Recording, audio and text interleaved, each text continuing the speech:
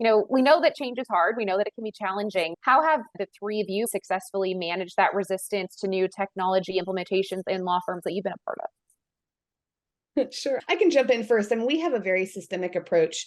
We take a very intentional 90-day period for onboarding new software with team members.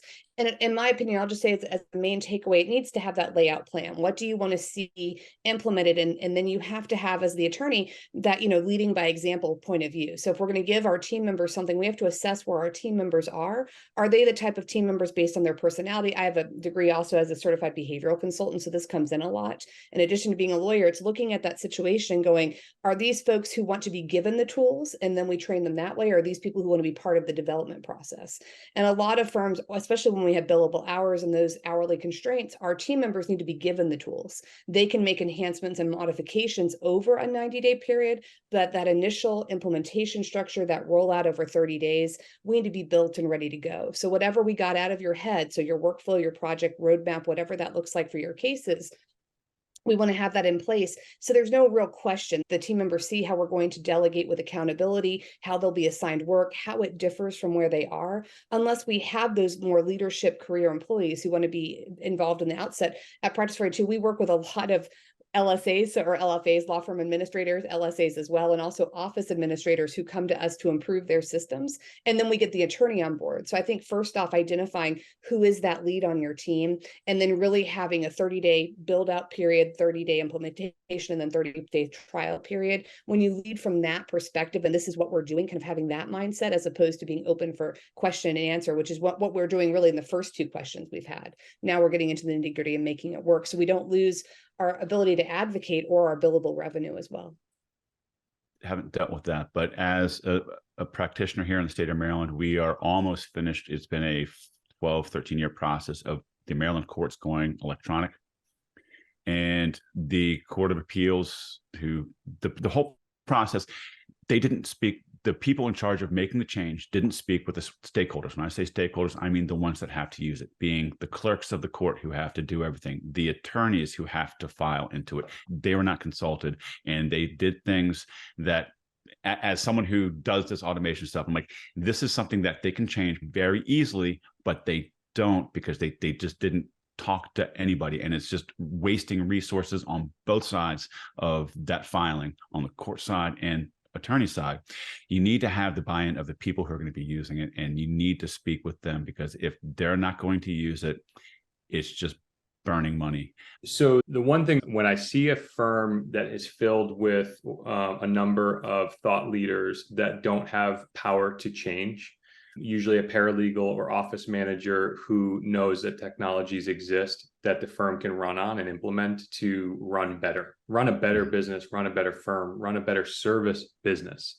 It's so sad when I see the partners, the managing partners, just not bought into the fact that tools can run their business better. I always say that they're winning in life by brute force. When you're billing $400 to $600 an hour and your kids are going to college and you're paying the mortgage, life is good, but so much money is left on the table in so many firms when the thought leadership or the buy-in is not from the top down. I have seen a partner in a firm want to implement a practice management software, and her partners just wouldn't buy into it. So she was one against them and then the staff. So it is immensely difficult to get your entire ship moving in the same direction and pulling the oars in the same direction if at minimum leadership is not all aligned in that. So that is really, and I see it a lot, unfortunately. And I say these firms are just winning by brute force in life. It's unfortunate because I see such inefficiency. I'm like, wow, you guys could really clean up if you just implemented some tools and some technologies. When it comes to cost, the cool thing with these technologies is they uncover so much profit in the business.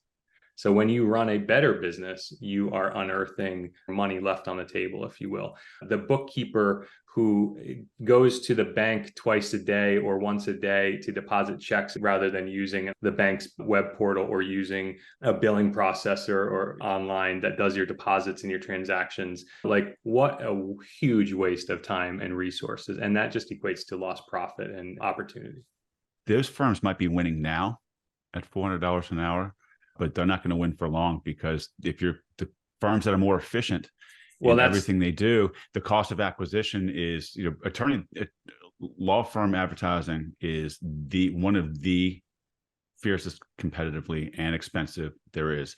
So if you can operate cheaper, you can spend more on acquiring clients, and you will win in the long run. Well, I mean, listen, I'm a 40-year-old millennial, right? And I engage legal services as well. I have a trademark in one respect, and I was trying to go after a domain that a cyber squatter is sitting on.